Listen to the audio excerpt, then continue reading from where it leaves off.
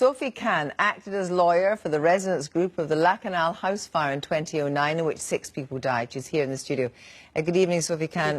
When you saw that fire last night, it must have brought back awful memories. It did, and questions have to be asked as to how, after a very detailed inquest and narrative verdicts and a Rule 43 report to the government, why this could happen again.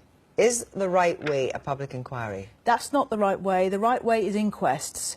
The families have a right to participate, they have a right to cross-examine, they have the right to put questions to all the experts. They are able to get their own experts if the coroner gives permission. The coroner is independent of the government. In a public inquiry, it is very much government-led. And I'm right in saying there's absolutely no way that any resident, any family member can take part and ask questions in a public inquiry? Not in a public inquiry. There's a very limited rules in public inquiries. It is very much government-led, government-controlled, government outcome. Do you think this was avoidable?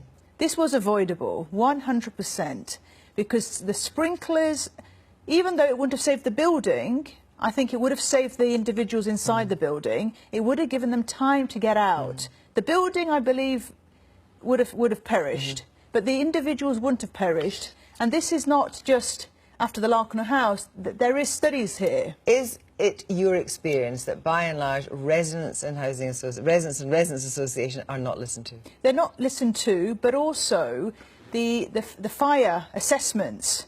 We have to look at the fire assessments, because here there is a fire issue as well. It's not just a council we need to look at. What were the fire brigade doing? The refurbishments have been done. What tests did they do on the building? But these are questions, as you say, that the residents will not be able to ask anyone in the public inquiry. In your view, is this a kind of unintended consequence of the public inquiry, or do you think it's an absolutely worked out position that if the government goes for a public inquiry and not an inquest, they will be not subject to the same scrutiny? Yes. That is correct, because in an inquest they lose control of what a jury verdict will do, and the juries will come out with narrative verdicts which may be very difficult for the government to But you can hear. only have one or another, you can't have both. You can't have both, you can only have one or the other. So what would you be urging residents to do right now, to kick up a fuss, to change? Yes.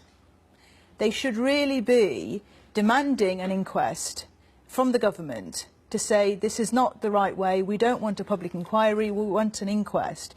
And I'm very concerned as to why Mrs May came out so quickly to say public inquiry. What is there that she knows that needs to be hidden?